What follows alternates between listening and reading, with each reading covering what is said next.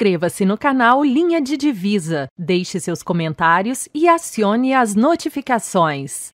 Então, eu diria que é uma axiomática peculiar, digamos assim. Uma axiomática circunscrita, né, pela noção de gênero. Mariana, agora você vai entender porque eu comecei a te enxergar como uma pesquisadora ousada.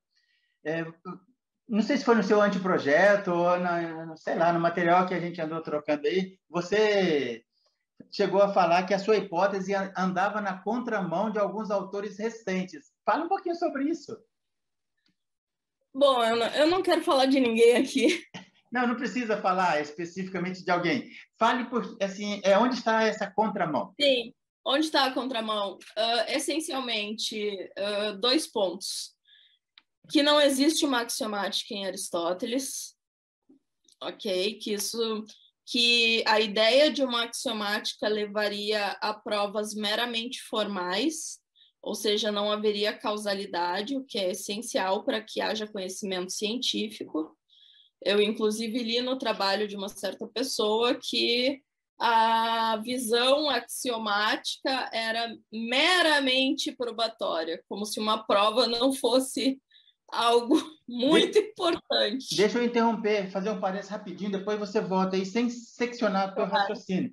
Interessante quando Aristóteles fala na questão da causalidade e chega numa causa primeira que é por si só, não precisa de causa anterior.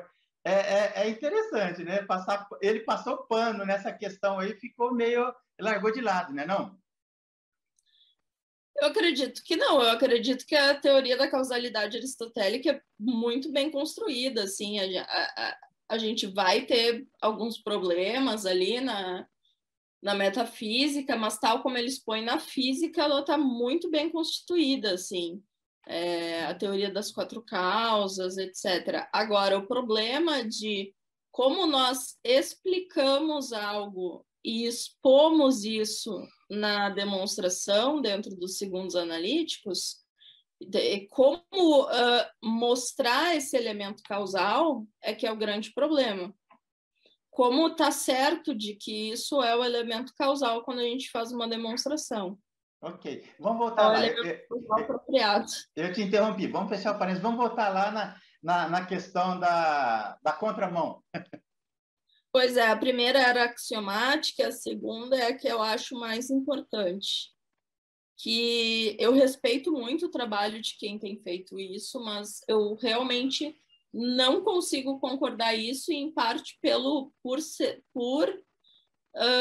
a questão da axiomática também está envolvida nisso, que é o fato de que a maioria tem até um volume muito bom publicado pelo Lennox sobre isso, de que nós poderíamos aplicar demonstrações ou que a ciência demonstrativa poderia lidar com o que a gente chama de objetos do domínio sublunar, ou seja, a filosofia da natureza, basicamente, e explicar coisas da biologia, etc. E você está pesquisando... Desculpe. Oi. Não, é basicamente isso. Tá, e você está pesquisando atualmente como uma certa hierarquia como se encaixaria em uma certa hierarquia de princípios do livro 1. Vamos concluir falando um pouquinho sobre isso? Sim. Isso assim, bom, isso é a minha hipótese, que ainda está muito embrionária, mas tem 2 elementos aí envolvidos, essa questão da hierarquia e a questão dos predicados per se, que a gente fala, né? Que são apresentados no livro 1, para tentar resolver esse meu problema. Que é um projeto que eu ainda pretendo, né, desenvolver. Bom, primeiramente, os predicados per se. Tem muita gente que vai dizer o que é um predicado per se? Um predicado que é dito em virtude de si mesmo e inere na essência de algo, tá? Inere na essência do seu sujeito. E nós temos 4 tipos de predicados. Vai ser muito longo se eu fosse desenvolver aqui, mas o que eu tento estabelecer é que a partir do segundo tipo de predicado, Ele poderia ser um tipo de próprio, isso eu ainda não tenho certeza, estou estudando muito sobre. Então, o per se 2, ele seria um tipo de próprio, na medida em que ele é conhecido por fazer, quando a essência faz referência a ele. E ele está contido na essência, mas nós não conseguimos, nós só conseguimos enunciá-lo ao enunciar a essência. Existiria uma certa primazia da essência aí. Eu acho que por isso mesmo ele se torna um atributo demonstrável. Porque no primeiro caso dos atributos per se, parece que eles funcionam como as definições indemonstráveis que partem as demonstrações. E, ora, a gente precisa ter o que a gente chama de termo médio numa estrutura triádica da demonstração para poder fazer essa demonstração. O que eu entendo como per se 2 é justamente isso, que ele vai ser o atributo demonstrável. E como ele é um ídion, ele é um próprio, ele vai inerir na essência, ou seja, ele vai ser parte da essência, ele tem ali o atributo causal para explicar essa essência. Então, sendo o termo médio, ele pode explicitar isso. Okay. Agora, como essas coisas se organizam? Isso é a parte material. Eu acho que as pessoas geralmente defendem que isso só estabelece, essa discussão só estabelece a necessidade dos predicados. Eu defendo que isso estabelece a necessidade e a causalidade de certos tipos de predicados. Agora, essa é a parte que eu diria material da coisa. Agora, como formalmente isso se estrutura? Daí a gente entra nos capítulos 9 e 10 e na hierarquia de princípios. Aristóteles vai dizer que nós precisamos de 3 coisas de que a demonstração é feita de 3 itens, tá? E esses itens, obviamente, são princípios. O gênero, que é coadunado com o seu fato indemonstrável, que está no início da demonstração, os axiomas comuns, que ele chama, num sentido muito geral, mas que são o princípio de não contradição e o terceiro excluído, que são aqueles princípios que não aparecem na demonstração, mas eles subjazem a demonstração como condição de possibilidade, porque eles são a condição de cognoscibilidade, na verdade, de todas as coisas.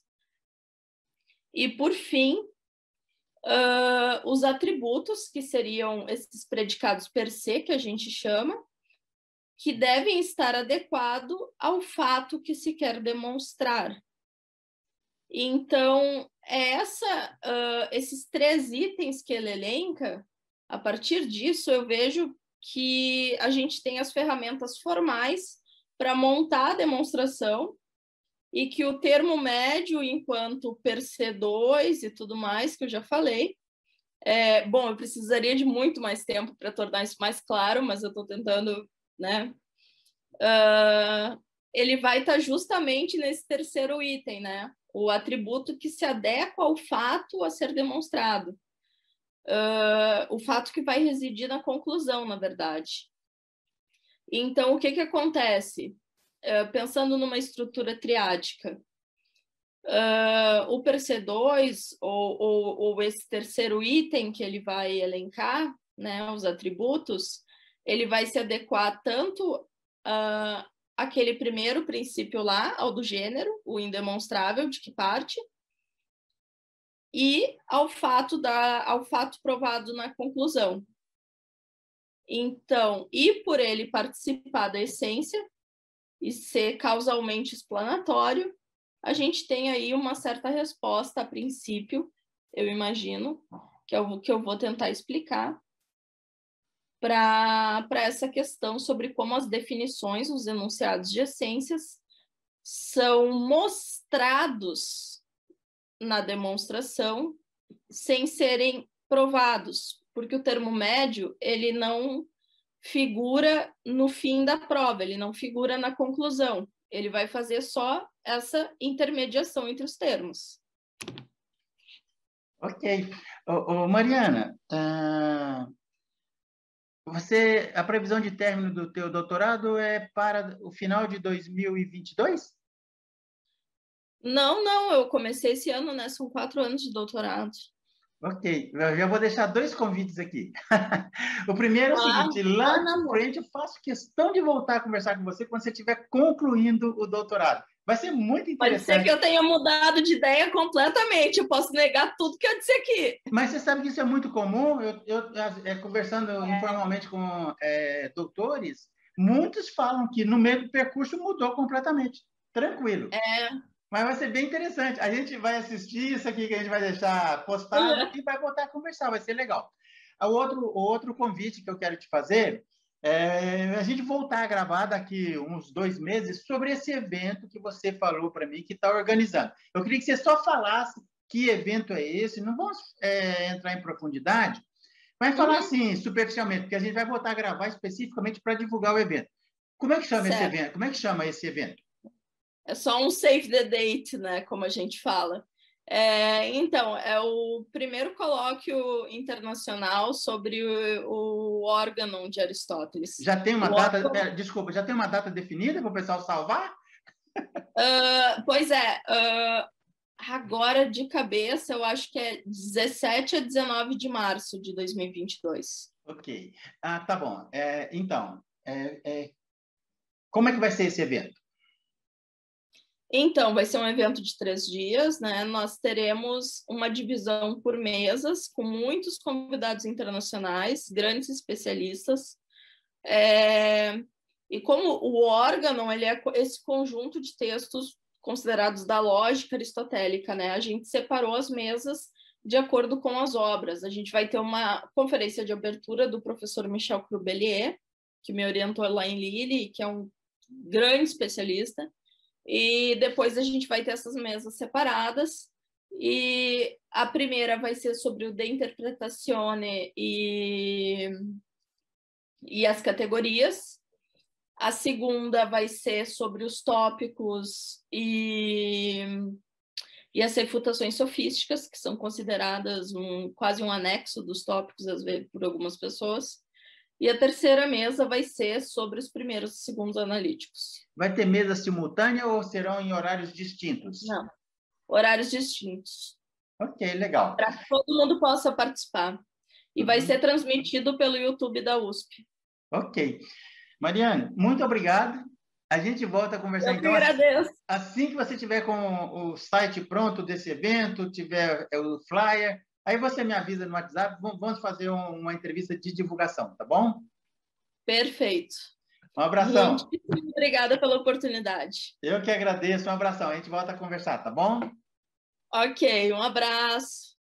Inscreva-se no canal Linha de Divisa, deixe seus comentários e acione as notificações.